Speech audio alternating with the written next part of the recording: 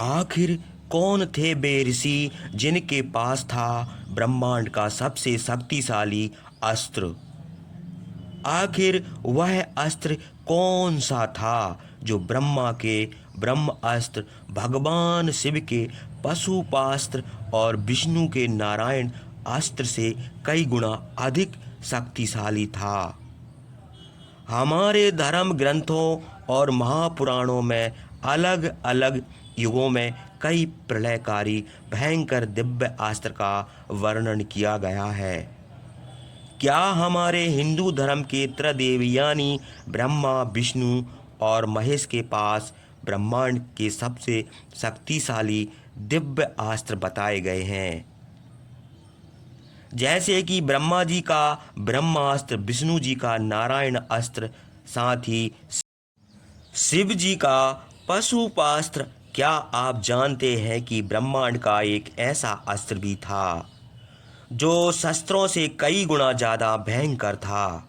यह कोई और नहीं बल्कि ब्रह्मदंड था। जो आखिर कितना शक्तिशाली था ब्रह्मदंड अस्त्र, और इस अस्त्र पर किसका आधिपत्य हुआ करता था? दरअसल ब्रह्मदंड अस्त्र से जुड़ी हुई एक खास गाथा हमें मिलती है, जहाँ पर भगवान श्री राम के दो सर्वश्रेष्ठ गुरु यानी महर्षि विश्वामित्र और महर्षि वशिष्ठ के बीच में एक भयंकर युद्ध हुआ था, और उस समय ही सर्वोच्च शक्तिशाली अस्त्र का उपयोग किया गया था। दरअसल वन पर्शव अध्याय 174 के अनुसार महर्षि वेद व्यास युधिष्ठिर को गाथा सुनाते हुए बताते हैं कि महर्षि विश्वामित्र एक महर्षि होने से पहले एक क्षत्रिय राजा हुआ करते थे। समुद्र मंथन के दौरान जब कामधेनु गाय का प्रदेय हुआ, तब कामधेनु को ऋषियों को सौंप दिया, और इसी कामधेनु गाय को लेकर एक बार महर्षि विश्वामित्र को ऋषि वशिष्ठ के बीच एक भयंकर विवाद उत्पन्न हो गया। दरअसल यह दोनों के दोनों स्वयं भगवान श्री के गुरु थे, और महर्षि विश्वामित्र महर्षि होने से पहले एक क्षत्रिय राजा थे, जबकि महर्षि वशिष्ठ सप्त ऋषियों में से एक थे। कहते हैं कि दोनों ही महर्षि अपनी अपनी शक्तियों को सर्वोच्च दिखाने के लिए अपना चरित्र का वर्णन कर रहे थे। महर्षि विश्वामित्र जी ने महर्षि वशिष्ठ जी को अहंकार बस कहा, आप तो ब्राह्मण हैं, और ब्राह्मण स्वाभाविक रूप से शांत और जीवात्मा होते हैं। ब्राह्मणों में बल नहीं होता, बल क्षत्रियों का स्वभाव में है। बलपूर्वक कामधेनु गाय को ले जाऊंगा। विश्वामित्र जी का यह बात सुनकर महर्षि वशिष्ठ ने कहा, अगर आपकी ऐसी इच्छा है तो वैसा ही आप कीजिए, लेकिन मैं आपको यह कार्य पूर्ण करने नहीं दूंगा। ऋषि वशिष्ठ जी की यह बात सुनकर विश्वामित्र जी के क्रोध की सीमा नहीं रही, और उन्होंने श्रेष्ठ वशिष्ठ जी को लक्ष्य बनाते हुए कई सारे बाणों का संघान कर दिया। बाणों की भयंकर वर्षा होने लगी। पृथ्वी और आकाश हर तरफ से भयंकर बाणों की वर्षा हो रही थी।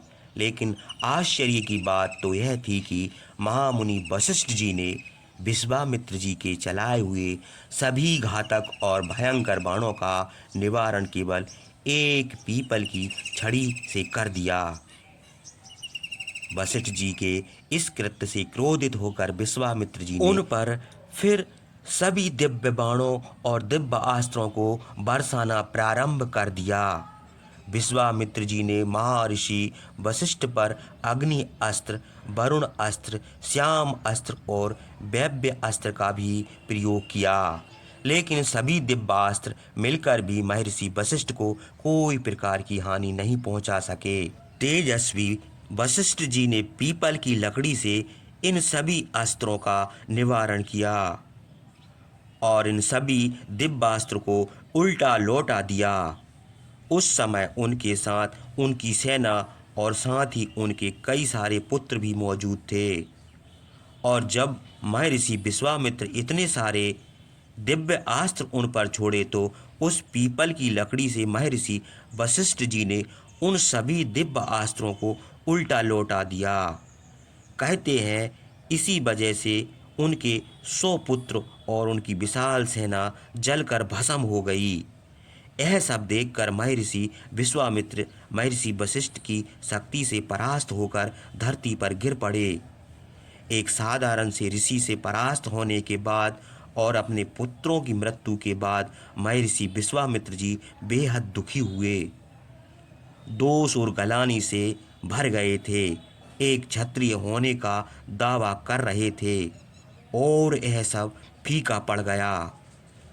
उन्होंने अपने बचे हुए पुत्रों को ही अपना राज सिंहासन और अपना सारा दायित्व सौंप दिया और स्वयं तपस्या करने चले गए। लंबे समय तक हजारों वर्षों तक तपस्या करने के बाद जब महादेव गुरु विश्वामित्र जी से प्रसन्न हो उन्हें दर्शन देने के लिए प्रकट हुए, उनसे तब विश्वामित्र जी ने उपनिषद और वेदों का ज्ञान मांगा।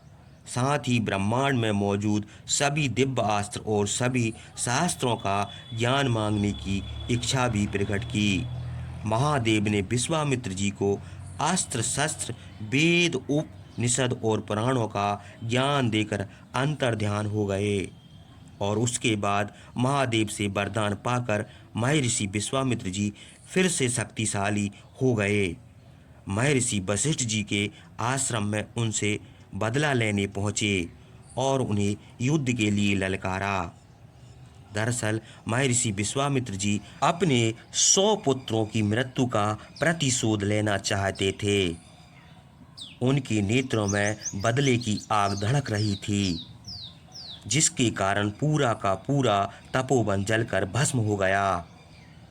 महर्षि विश्वामित्र जी के इस कृत्य से क्रोधित होकर वशिष्ठ जी ने विश्वामित्र जी को सबक सिखाने के लिए ब्रह्मांड के सबसे शक्तिशाली और भयंकर प्रलयकारी अस्त्र का प्रयोग किया। ब्रह्मदंड अस्त्र विश्वामित्र जी को ललकार कर कहा, महादेव से अस्त्र शस्त्र प्राप्त करने के बाद तू मेरे सामने खड़ा है। मैं युद्ध के लिए तेरे सामने उपस्थित हूँ। अपनी जितनी शक्ति का प्रयोग कर सकता है कर। आज मैं तुझे दिखाऊंगा एक ब्राह्मण के असली शक्ति क्या होती है। वशिष्ठ जी की ललकार सुनकर जैसे ही विश्वामित्र जी ने अपना अस्त्र चलाया, महर्षि वशिष्ठ जी ने उसका निवारण कर दिया।